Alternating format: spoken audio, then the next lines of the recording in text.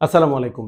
বাংলাদেশ আফগানিস্তানের সাথে ৩ match one day সিরিজের প্রথম ম্যাচটা হেরে গেল এবং এই হারটা বাংলাদেশের জন্য কিন্তু খুবই সিগনিফিক্যান্ট একটা হার। কারণ আফগানিস্তানের সাথে ৩ টা ম্যাচ এবং এরপরে ওয়েস্ট ইন্ডিজের সাথে ৩ ম্যাচের একটা ওয়ানডে সিরিজ। ৬ টা ম্যাচের মধ্যে বাংলাদেশকে ৫ টা ম্যাচ জিততে হবে যদি ২০২৭ ওয়ানডে বিশ্বকাপে বাংলাদেশ সরাসরি খেলতে চায়।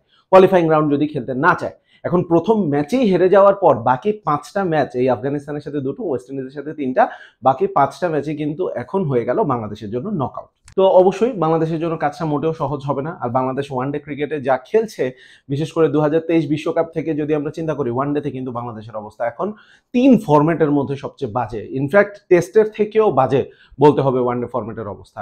আমরা যদি প্রথম ম্যাচটার দিকে দেখি কি হয়েছে, মেহেদী হাসান মিরাজ টসে জিতেছেন, ব্যাটিং এর সিদ্ধান্ত নিয়েছেন, খুব ভালো ডিসিশন ছিল। উইকেটটা ব্যাটিং এর জন্য ভালো ছিল, কিন্তু এতও ভালো ছিল না যে ৩০০ প্লাস হবে, কারণ উইকেটে স্পিন ধরছিল কিছু। সো এখানে যদি ২৫০ থেকে ২৬০ বা ২৭০ পর্যন্ত বাংলাদেশ করতে পারতো, বা প্রথমে ব্যাটিং করা টিম সেটা করতে পারে, তাহলে কিন্তু সেটাকে ডিফেন্ড করাটা বেশ সহজ হয় পরবর্তীতে গিয়ে। তো বাংলাদেশ সেই লক্ষ্যেই হয়তোবা খেলেছিল। প্রথমে তানজিদ তামিমের কথা যদি বলি, তানজিদ তামিমের আসলে নিজের ব্যাটিং নিয়ে, নিজেকে নিয়ে একটু ভাবা দরকার যে সাচ এ ট্যালেন্টেড ইয়াংস্টার, তার শটের রেঞ্জ এত ভালো, offside, leg side, front foot, back foot সব জায়গায় এত সুন্দর খেলতে পারেন, কিন্তু আমার কাছে মনে হয় যে তার একটা মেন্টাল ব্লক আছে কিনা। ওয়ানডে ক্যারিয়ারটা খুব বাজে অবস্থা এই মুহূর্তে যদি আমরা নাম্বারসের দিকে তাকাই। তানজিদ তামিমের যে একটা সামর্থ্য বা যেই প্রতিভা, সেটার প্রতি তো কোনোভাবেই সেটা জাস্টিস করছে না। খুব পুয়ার একটা শট খেলে তিনি কিন্তু প্রথম ম্যাচে আউট হয়ে গেছেন। নাজমুল হোসেন শান্ত, সেই যে শ্রীলঙ্কার সাথে টেস্ট সিরিজের প্রথম টেস্টে ২ ইনিংসে সেঞ্চুরি করেছেন নাজমুল হোসেন শান্ত, সে কথা তো আমাদের সবার মনে আছে, তাই না? কিন্তু তারপরে নাজমুল হোসেন শান্ত কি করেছেন সেটা আমাদের কারো মনে নেই। এর কারণ হচ্ছে তারপরে অ্যাক্রস ফরম্যাটস, ডোমেস্টিক এবং ইন্টারন্যাশনাল মিলিয়ে নাজমুল হোসেন শান্ত এখন পর্যন্ত ১০টা ইনিংসে মাত্র ১৫৮ রান করেছেন ১৭.৫ গড়ে। বাকি ৫টা ম্যাচ যদি বাংলাদেশ জিতে ওয়ার্ল্ড কাপ খেলতে চায়, তাহলে নাজমুল হোসেন শান্তর কিন্তু ফর্মে ফেরাটা খুব বেশি জরুরি। নাজমুল হোসেন শান্ত আমাদের টপ অর্ডারের জন্য খুবই খুবই ইম্পর্টেন্ট একজন ব্যাটার। সাইফ হাসান, সিরিজের প্রথম ম্যাচটা ছিল তার ওয়ানডে ক্যারিয়ারের প্রথম ম্যাচ এবং শুরুটা ভালো হয়েছিল। টি-20তে আমরা যেমন দেখেছি তেমনই কনফিডেন্ট লুকিং কিছু শটস খেলছিলেন। একটুখানি গড়বড় হয়ে যায় একটা শট খেলতে গিয়ে খারোটেকে। আমি সাইফের ওই শটটা খেলা উচিত ছিল কি উচিত ছিল না সে বিষয়ে ফেসবুকে অনেক তর্ক বিতর্ক দেখেছি। আমার কাছে মনে হয় যে সাইফ হাসানের উচিত ছিল কি ছিল না সেই প্রসঙ্গটা, মানে বা এই ধরনের চিন্তা ভাবনা আসলে মডার্ন ডে ক্রিকেটারদের উপর চাপিয়ে দেওয়াটা ঠিক না। অনেকে বলছে যে এই সময় কেন এই শট। সাইফ হাসানের ওই শটটা কিন্তু আমি অন্তত বলবো যে দ্য ইন্টেন্ট ওয়াজ গুড এবং প্ল্যানটাও ভালো ছিল, এক্সিকিউশনটা ভালো হয়নি। একটুখানি লেগ সাইডে সরে গিয়ে অফ সাইডে রুম করে মারতে চেয়েছিলেন, কারণ এক্সট্রা কাভার এবং লং অফ দুটোই কিন্তু ফাঁকা ছিল। সো খারোটে সেটা দেখে একটুখানি wide of the off stump ball যেমন করেছেন, সেই সাথে হালকা টার্ন করে সেটা সাইফের থেকে আরো দূরে চলে যাচ্ছিল এবং সেখানেই আনফরচুনেটলি সাইফের টাইমিংটা গড়বড় হয়ে যায়, অনেক বেশি উপরে উঠে যায় বল এবং Rashid Khan what a brilliant catch he took. So এই যে ৩টা উইকেট চলে গেল, তারপরে তাওহিদ হৃদয় এবং মেহেদী হাসান মিরাজ দুজনেই ওয়ানডেতে ভালো ফর্মে রয়েছেন, তারা স্টেডি করলেন। সমুদ্রে যে ঝড় উঠেছিল সেই ঝড়ের মধ্যে বলতে হবে যে জাহাজটাকে তারা স্টেডি করলেন। প্রথম দিকে তারা কিছুটা সময় নিলেন, which was absolutely okay.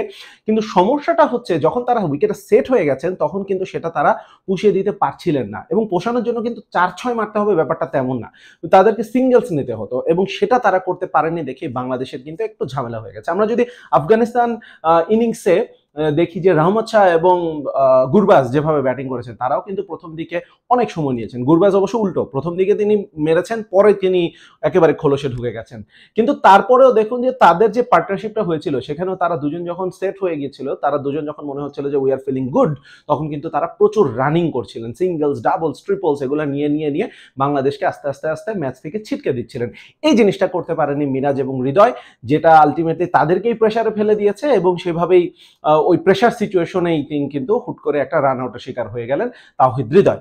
Towhid Hridoy run আউটের শিকারের কথা আবারও আসলে বলতে হয় যে কোনো একটা ভিডিওতে এর আগে বলেছিলাম যে তাওহিদ হৃদয় ওনার রানিং বিটুইন দ্য উইকেট, উনি হয়তো অনেক জোরে দৌড়ান, কিন্তু ওনার কলিং, পার্টনারের সাথে কমিউনিকেশন, এগুলোতে অনেক কাজ করতে হবে। ফার্স্ট ম্যাচে যে রান আউটটা হয়েছেন অ্যাবসলিউটলি পুয়ার একটা রান আউট। প্রথম দিকে ঠিক আছে তিনি শটটা খেলে একটুখানি দুই ব্যাটারি একটু শ্যাডো করেছেন যে যাবো কি যাবো না।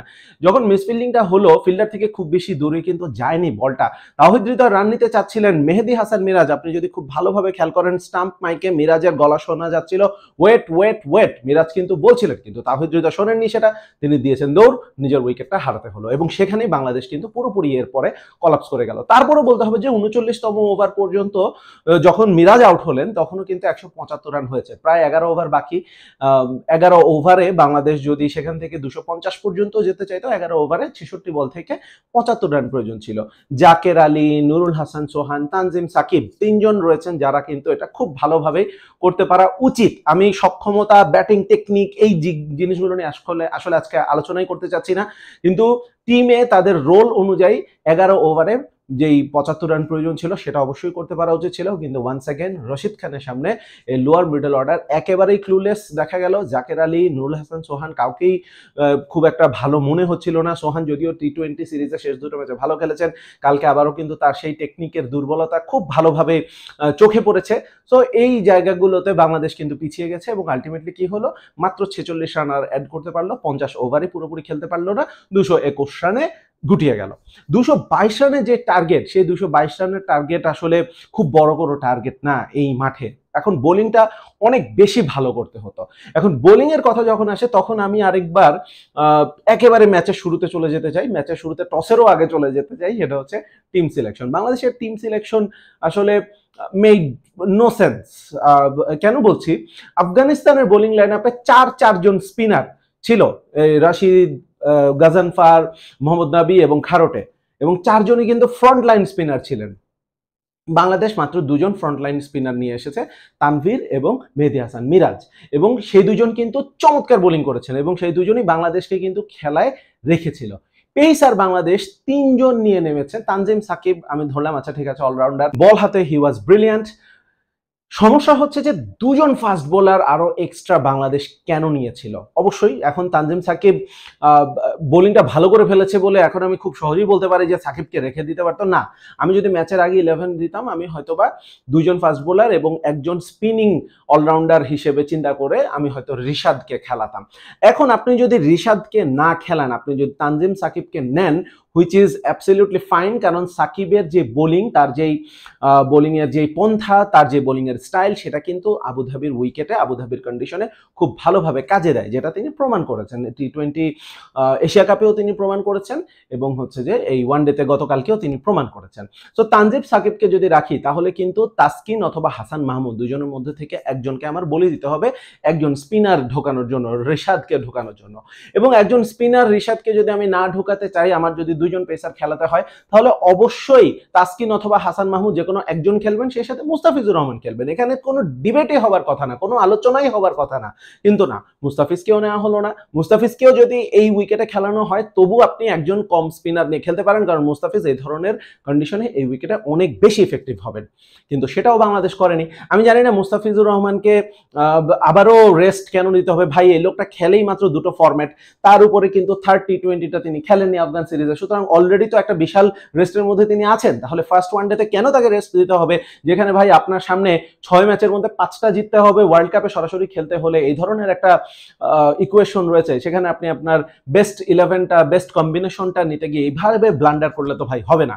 সো যা হবার তাই হলো। প্রথম দিকে দুই ওপেনার দুর্দান্ত শুরু করেছেন, 50+ ওপেনিং পার্টনারশিপ গুরবাজ এবং ইব্রাহিম জাদরানের মধ্যে। তারপর তানভীর অসাধারণ বোলিং করেছেন, তিনি ব্রেক থ্রু দিলেন এবং তানভীরের ওই ব্রেক থ্রুর পর মনে হলো যে হ্যাঁ, উইকেটে তো স্পিনারদের অনেক ভালো হেল্প রয়েছে, যেই হেল্পটা মিরাজও কিন্তু এনজয় করেছেন। কিন্তু আলটিমেটলি ভাই দিন শেষে রহমত শাহ গুরবাজ সেই পার্টনারশিপ ভেঙে ফেলার পরে, দুজনকে আউট করে দেওয়ার পরেও ওমর জাই এবং হাসমতুল্লাহ শাহিদিকে প্রথম দিকে অনেক ভুগতে হচ্ছিল, কিন্তু আলটিমেটলি 1-2টা রিস্ক তারা যখন নিলেন, তারপর কিন্তু আবারও তারা ওই সিঙ্গেলস নিচ্ছেন, শর্টস খেলা শুরু করলেন। শেষ পর্যন্ত কিন্তু বাংলাদেশ খুব সহজে ম্যাচটা হেরে গেল এবং 221 রান করে খুব সহজেই হারা উচিত। সো বাংলাদেশকে অবশ্যই বাউন্স ব্যাক করতে হবে সিরিজের জন্য, তো অবশ্যই সিরিজ বাঁচানোর জন্য তো সেকেন্ড ম্যাচে অবশ্যই তাদেরকে জিততে হবে। সবচেয়ে বড় কথা হচ্ছে ওই যে বললাম, ওয়ার্ল্ড কাপে যদি সরাসরি আপনি কোয়ালিফাই করতে চান, তাহলে তো বাকি 5টা ম্যাচ সবগুলো জিততে হবে। তবে আমাকে যদি জিজ্ঞাসা করেন, শুনতে খুব খারাপ শোনাবে, বাংলাদেশ এই মুহূর্তে ওয়ানডেতে খুব বাজে ফর্মে রয়েছে। বাংলাদেশ যদি ডিরেক্ট কোয়ালিফাই না করে কোয়ালিফাইং রাউন্ড খেলতে হয়, সেটা হয়তো বা বাংলাদেশের জন্য ভালোই হবে। এখন ভাই কোয়ালিফাইং রাউন্ড খেলে আপনি যদি কোয়ালিফাই করতে না পারেন, তাহলে আপনার ক্যাপাবিলিটি নিয়ে প্রশ্ন আসবে, আপনি তাহলে 2031-এর কথা চিন্তা করেন, দলকে কিভাবে গোছাতে হবে সেটা চিন্তা করবেন। কিন্তু আমি কেন বলছি বাংলাদেশের জন্য ভালোই হবে, বাংলাদেশ ওয়ানডেতে ভালো খেলছে না একেবারেই। তো কোয়ালিফাইং রাউন্ড যদি হয়, হয়তোবা একটুখানি কম শক্তির দলের সাথে খেলতে হবে, কিন্তু বেশ কিছু ওয়ানডে খেলার সুযোগ কিন্তু বাংলাদেশ পাবে। এবং এই দলটাতে ওই সাকিব, মুশফিক, মাহমুদুল্লাহ চলে যাওয়ার পর মিডল অর্ডারে যে একটা শূন্যতা সৃষ্টি হয়েছে, মিডল অর্ডারে মিরাজ, হৃদয়রা আসলে ইনিংসটাকে লম্বা করা, সিঙ্গেল রোটেট করা, তারা হয়তো রান পাচ্ছেন কিন্তু ইনিংসটাকে টানতে পারছেন না। এই বছর সম্ভবত বাংলাদেশ একটা মাত্র ওয়ানডেতে কোনো মতে 50 ওভার, 50 ওভার খেলতে পেরেছে, আর কখনোই কোনো ওয়ানডে ম্যাচেই বাংলাদেশ 50 ওভার পুরো খেলতে পারেনি। আমি খুব নিশ্চিত না এই রেকর্ডটা সম্পর্কে। আপনারা কেউ যদি, আমি যদি ভুল করে থাকি অবশ্যই কমেন্ট বক্সে জানাবেন।